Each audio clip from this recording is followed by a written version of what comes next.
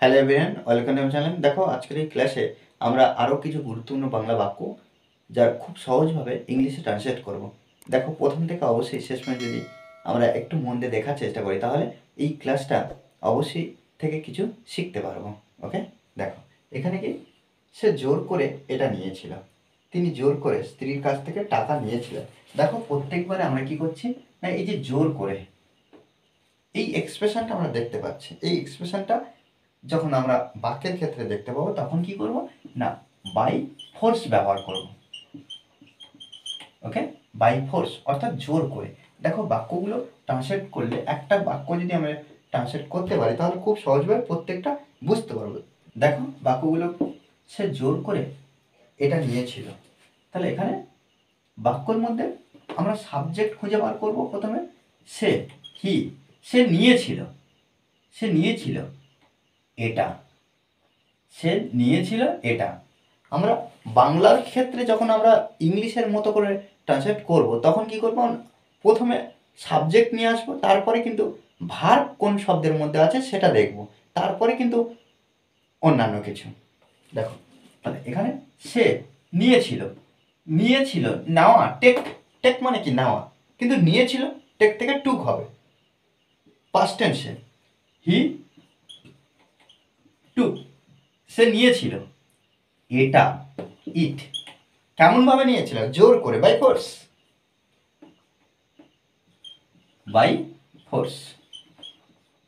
ওকে, তিনি জোর করে স্ত্রীর কাছ থেকে কি নিয়েছিল? টাকা নিয়েছিল। তাহলে এখানে হি, হি তিনি নিয়েছিলেন, এখানেও টুক ব্যবহার করব। হি টুক, তিনি নিয়েছিলেন। কি নিয়েছিলেন? না টাকা নিয়েছিল, দা মানি। ওকে, হি টুক দ্য মানি, তিনি টাকা নিয়েছিলেন। কার কাছ থেকে নিয়েছিলেন? স্ত্রীর কাছ থেকে। কার কাছ থেকে? না স্ত্রীর কাছ থেকে। তাহলে এখানে দেখো, তাহলে আমরা কি লিখব? From his wife. কেন?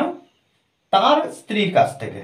হি টুক দ্য মানি, তিনি টাকা নিয়েছিলেন। From his wife, from his wife, তার স্ত্রীর কাছ থেকে। কেমন ভাবে নিয়েছিলেন? জোর করে, বাই ফোর্স, বাই ফোর্স।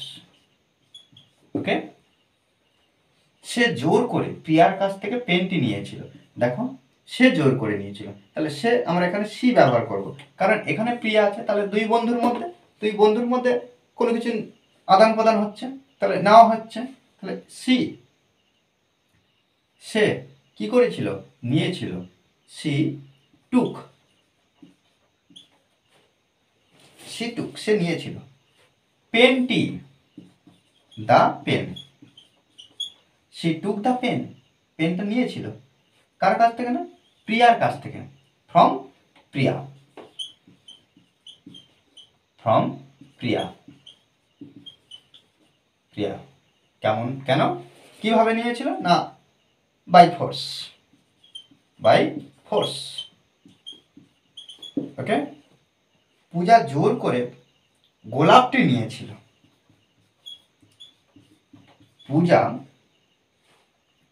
টুক, পূজা টুক, পূজা নিয়েছিল কি? গোলাপটি, দ্য রোজ, দ্য রোজ, গোলাপটি নিয়েছিল। পূজা নিয়েছিল গোলাপটি জোর করে, বাই ফোর্স, বাই ফোর্স।